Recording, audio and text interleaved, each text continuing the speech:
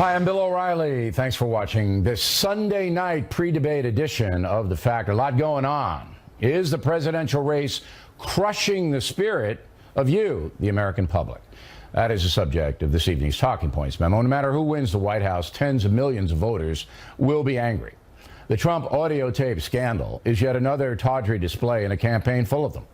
So there will be no coming together after the vote. Bitterness will rule. Both Trump and Clinton have polarized the country, and the division is vast. Seems every day there's more depressing political news. It's almost high noon daily.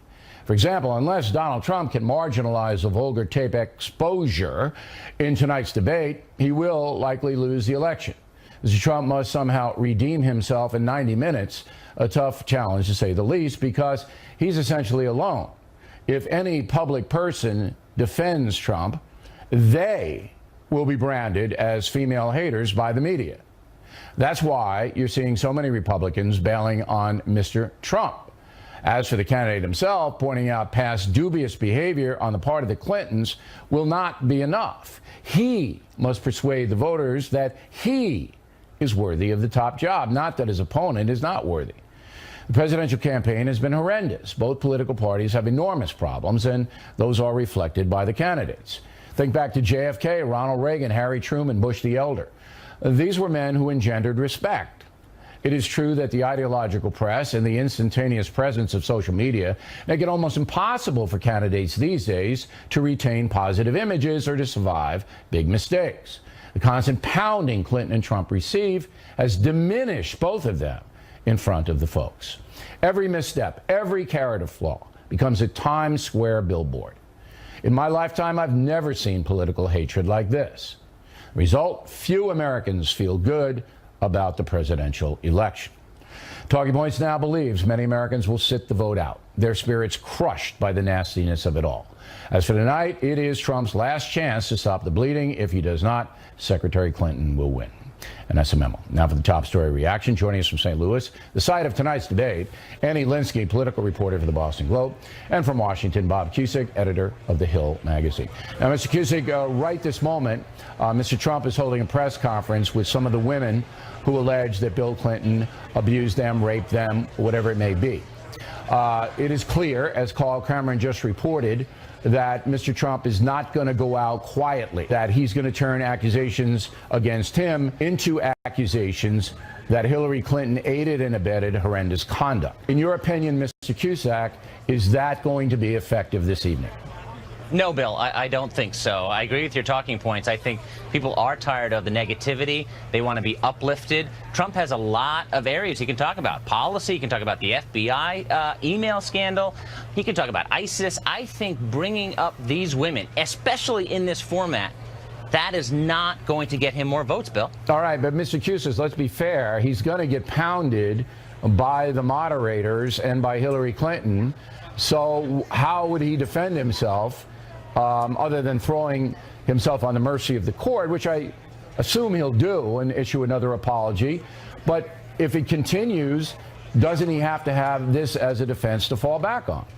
I don't think so. I think his actions had nothing to do with Bill Clinton, and he just needs to say, I apologize, be very contrite. We haven't seen that yet because he apologizes but has a but. But Bill Clinton did this and that. No, you just have to have a blanket apology and then say, let's talk about the issues that people really care about, X, Y, and Z. All right. Ms. Linsky, how do you see it?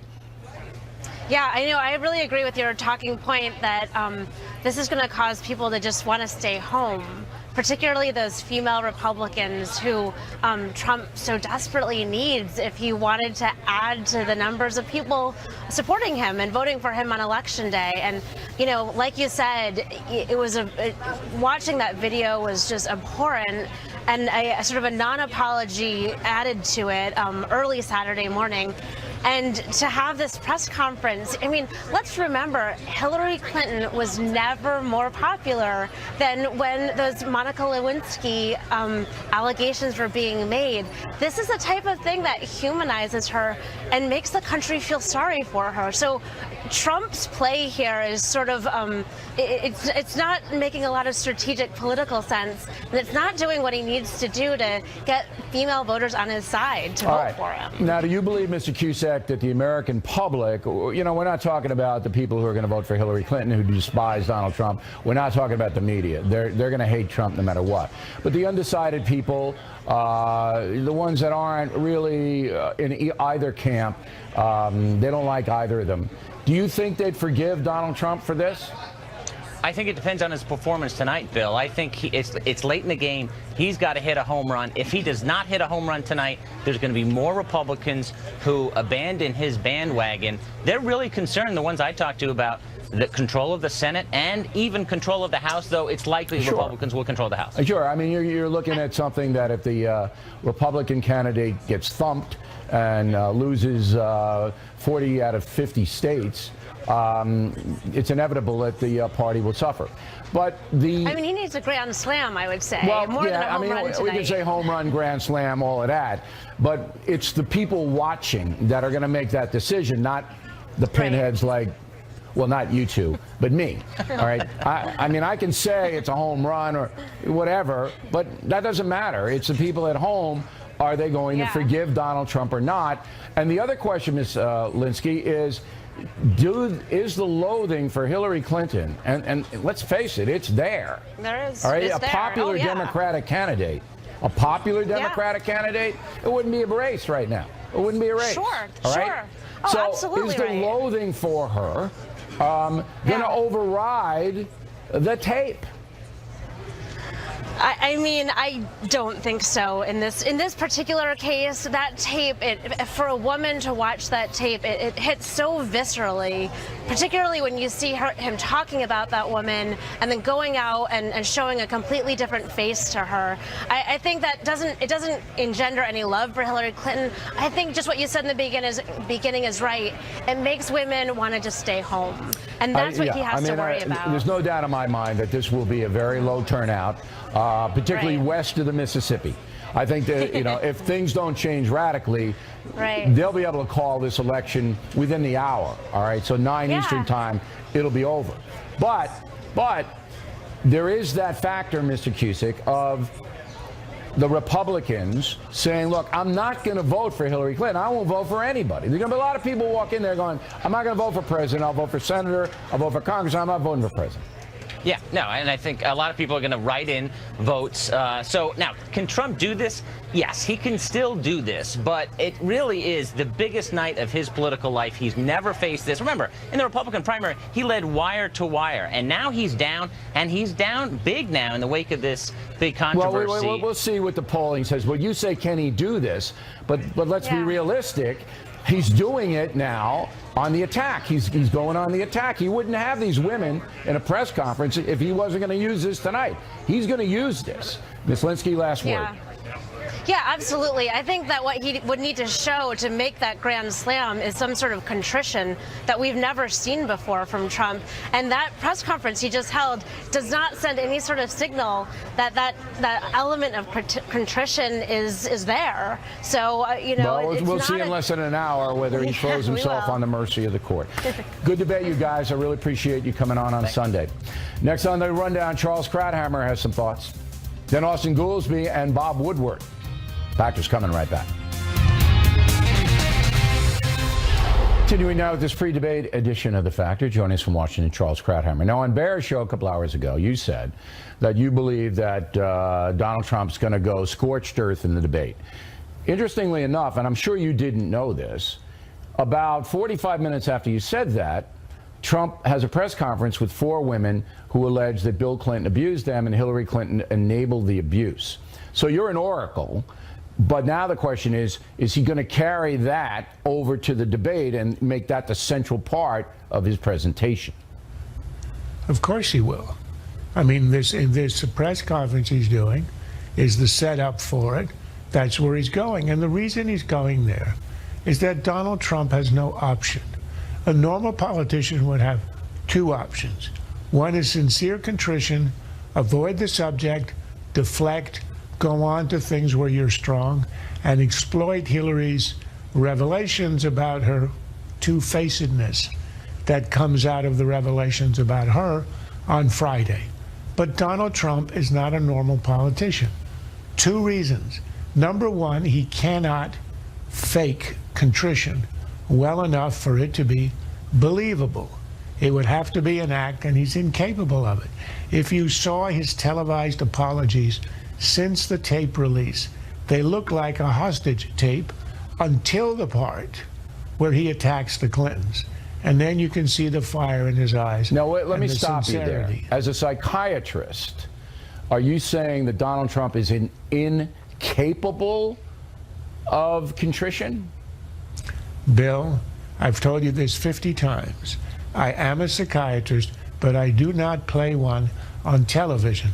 As a layman watching him, you watch the tape where he says, I apologize, and you know he's reading it. So that's number one, incapable of. He never has been contrite for a year and a half. He's not going to start now. But the second reason is even stronger, and it has to do with this particular offense. He feels he's being wronged. He feels he's being singled out. He feels there's a double standard. He feels this is what guys always do.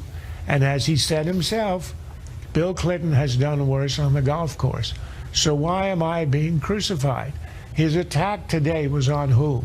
It was on Republicans for being hypocrites. He is not going to apologize with any sincerity for an offense that he doesn't believe is an offense. But you do expect him to at least mouth the words? Yes. Okay. And now, then he will move on very quickly and as I to said, attack. And as I said in the first segment, it's the American people who will decide whether Donald Trump is destroyed or not after watching this evening. But there's something, and I brought this up on Friday when the story first broke.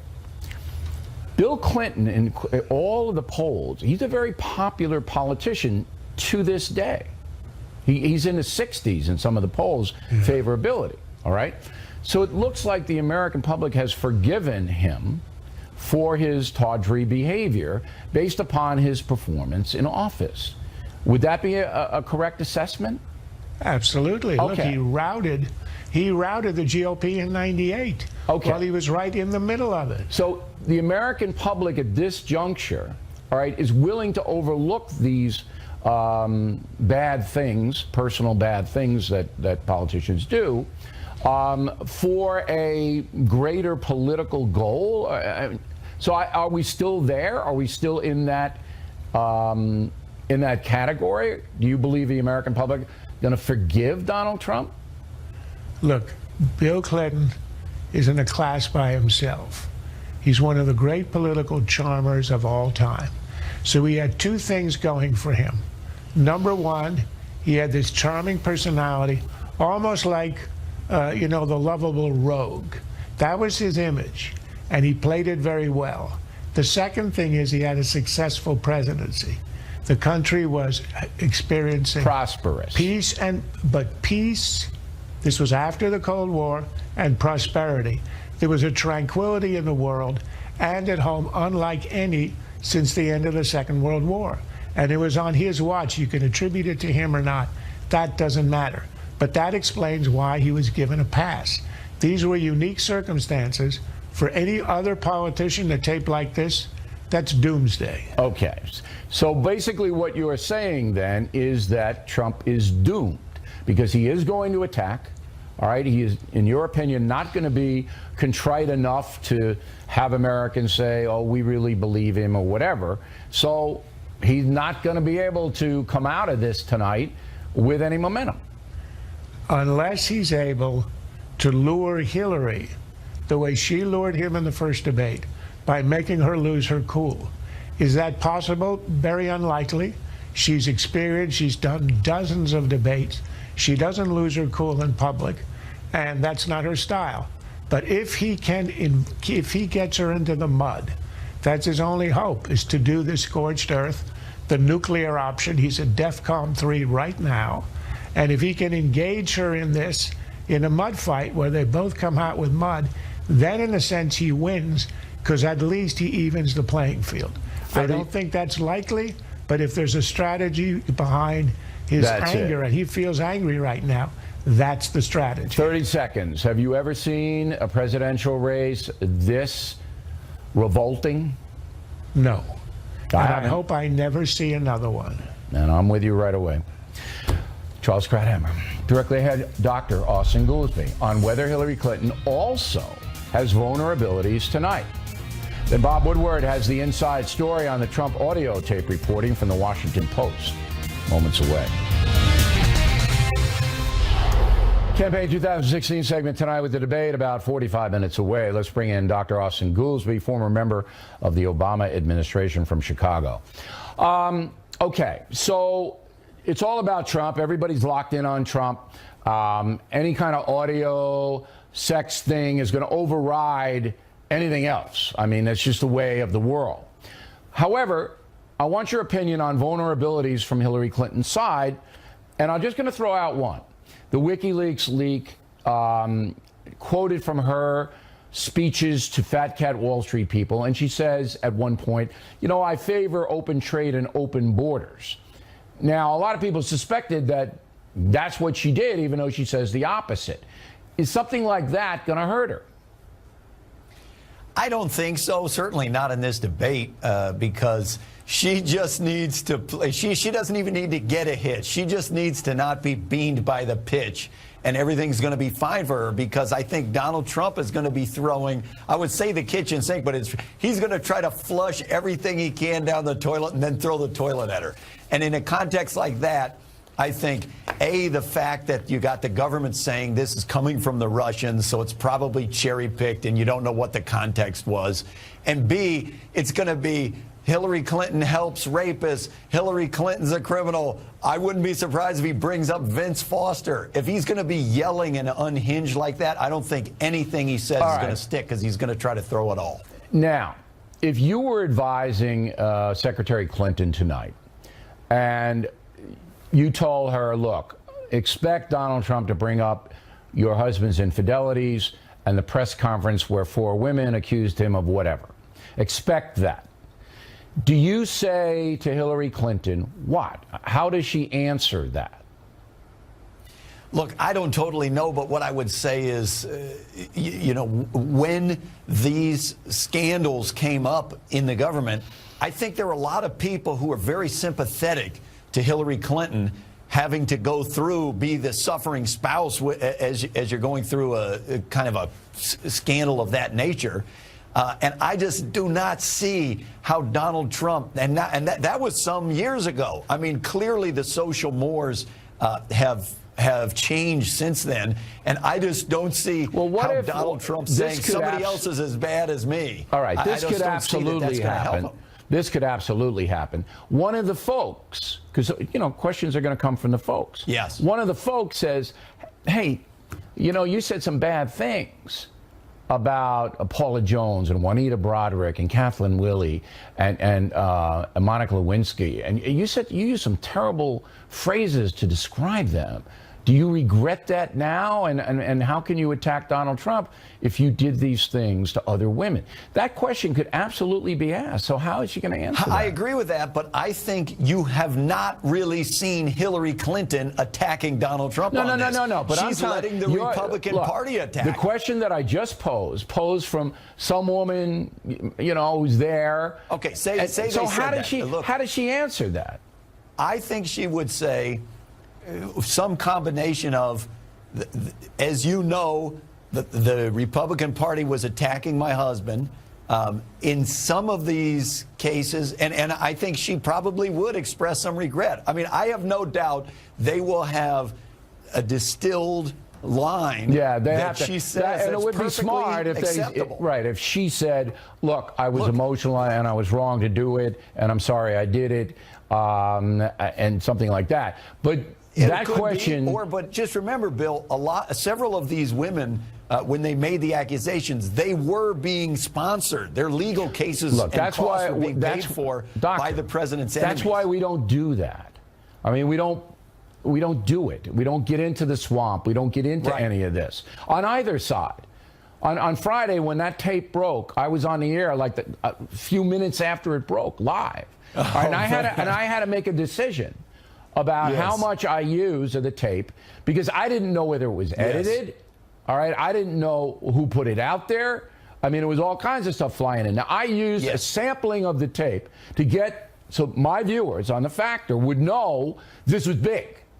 Okay, but I didn't like the New York Times did. And that was shocking. I'm going to talk with Woodward about it in a moment.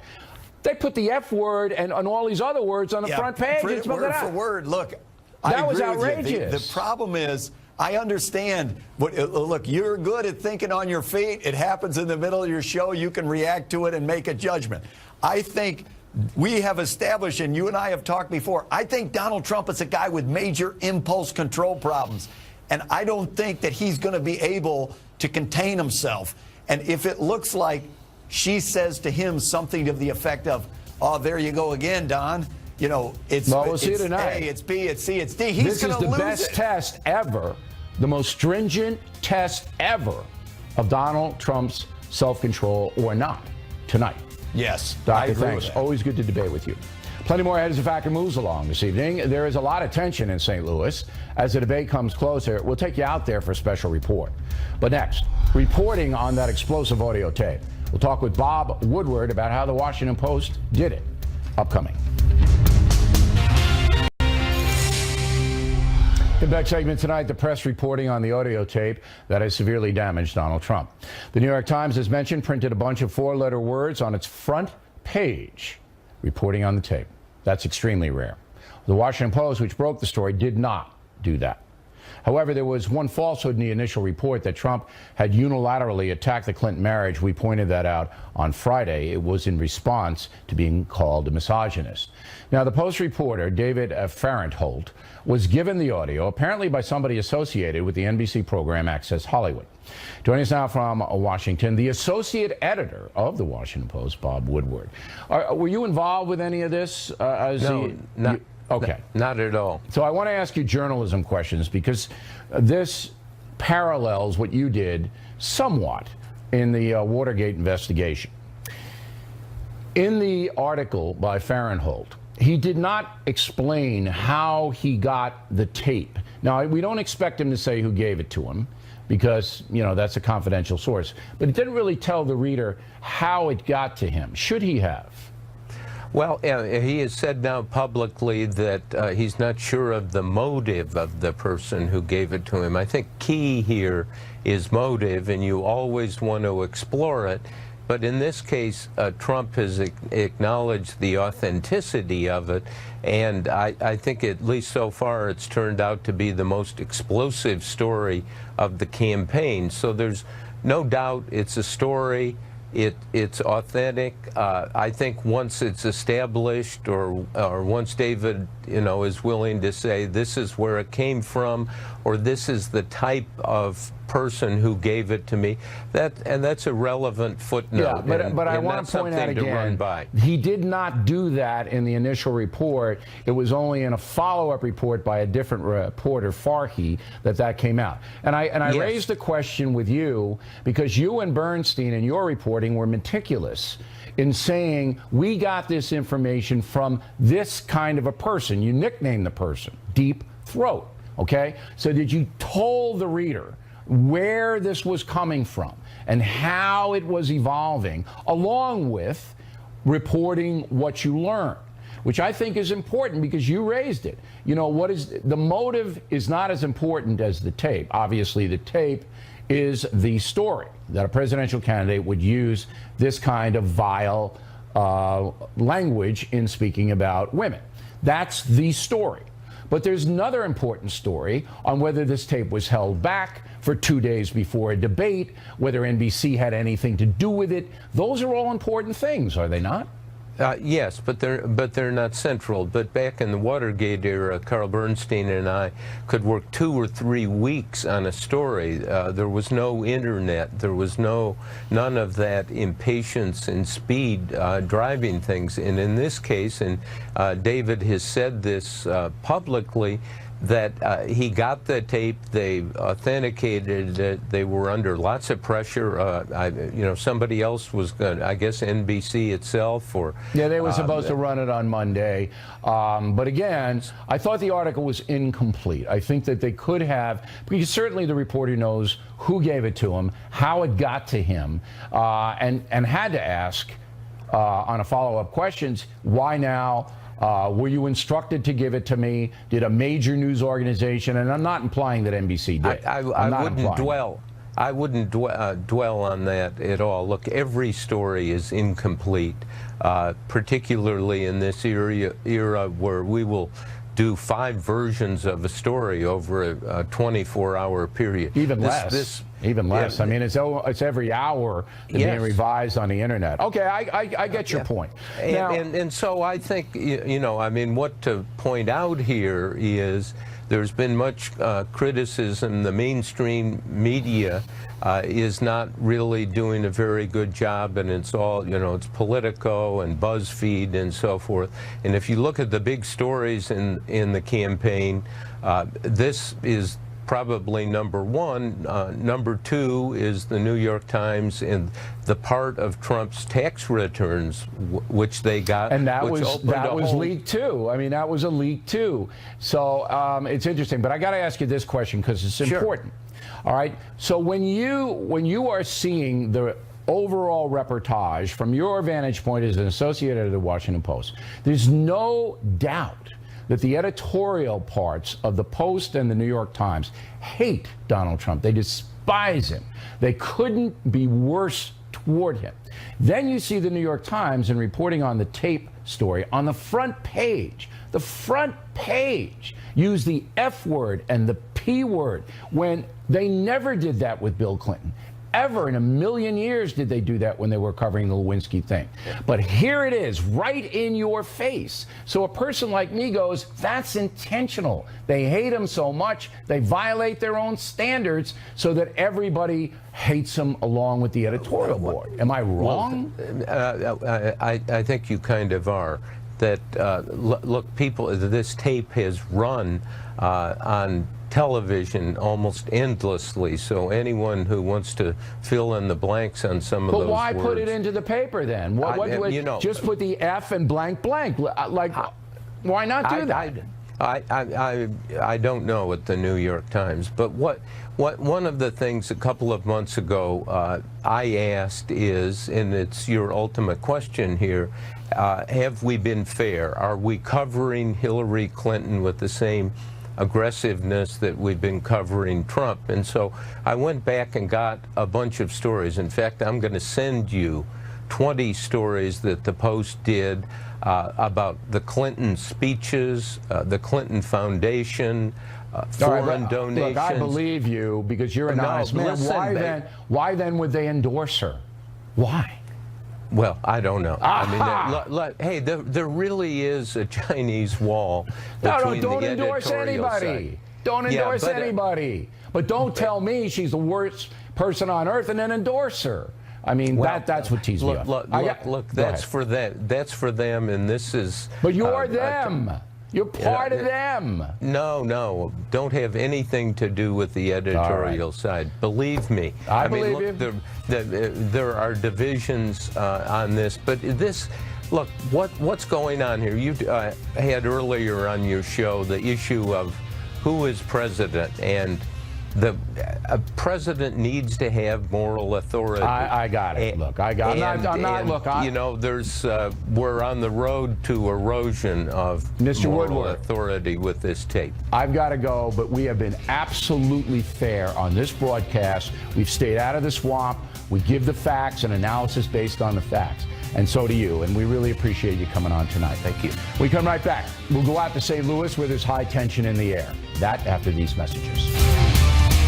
The O'Reilly Factor, the #1 cable news show for 16 years and counting. Thanks for staying with us. And in the back of the book segment tonight, the second presidential debate will be upon us shortly, as you know. Joining us now from the debate site in St. Louis, Lisa Booth and Juan Williams. Lisa, I want to begin with you this evening. You had favored Donald Trump. Is that still the case? I'm on the fence, Bill. I am. I'm on the fence. I mean, look, ultimately, I've got 29 days to make a decision here. But I mean, this comment that he made is not in isolation. There's been a lot of comments that he has made similar, and I think there's going to be a lot of more comments that are forthcoming. That being said, Bill, I think the media is full of it, and I think the left is full of it, because you see the left, and they've embraced someone in Bill Clinton who's been accused of rape and sexual assault for nearly 20 years. You have the media that's been sitting on this information, sitting on the audio recording, that decides to release it now. I mean, they're all full of it. All right. The Trump campaign is bringing in 4 women who believe that Bill Clinton abused them sexually. Do you object to that, Lisa? Yeah, I don't think it's a good idea for Donald Trump, because if you look at the polling, you look at the times where he's done well in this general election, it's when he's talking about the issues, when he's talking about the middle class, when he's talking about the fact that Hillary Clinton is out of touch with the middle class, which is something that she's even admitted herself, which we have found out with the WikiLeaks release of emails. Right. Okay. So that is when he's done best, and when he does the personal attacks, his numbers drop. All right. So the 4 women are going to be in the audience in the debate, Juan. And I'm sure you don't think this is a good idea, correct? No, I mean, I was listening to you and Lisa, and at the very top of the show, Bill, you talked about the idea that Trump has got to stop the bleeding or he's losing this election tonight. Yeah. And I thought, you know what, that's exactly right. But where's the bleeding? And the bleeding is in people like Lisa, smart, educated white women who lean to the right or are Republican. Right now, the latest Fox poll had Hillary Clinton up +12 with women. Quinnipiac has her up +20. But when it comes to white women, they're running even. So that's something Trump can't have. Romney won white women by 14 points and still lost the election. Why would having the 4 women in the audience alienate the women that Trump needs? Why would that alienate? Because I think that, because remember what Lisa said, that when Bill Clinton was in the midst of this controversy, Hillary Clinton's numbers went up. It's Bill Clinton. But you can't say to the spouse, oh, you can't get angry at women who are messing around with your husband. You can't fight to save your family. Well, all right. I mean, that's the defense. But, okay, I mean, again, it's going to be interesting. The folks are going to have to decide, obviously. All right, Lisa, I'm going to give you the last word here. If you're advising Donald Trump tonight, tell us what you tell him. Well, first of all, that was the first time Juan's ever complimented me on this show. But no, what Donald Trump needs, it should be often. Thank you. What Donald Trump needs to do tonight, he needs to talk about the future of this country. You've got 55% of Americans who want big changes in terms of politics, in terms of the economy. Hillary Clinton is the status quo. We know what we're going to get from Hillary Clinton. It's more of the same failure. He needs to talk about being a change agent. All right, so you need to stay on policy. Thank you both. And that is it for this pre-debate edition of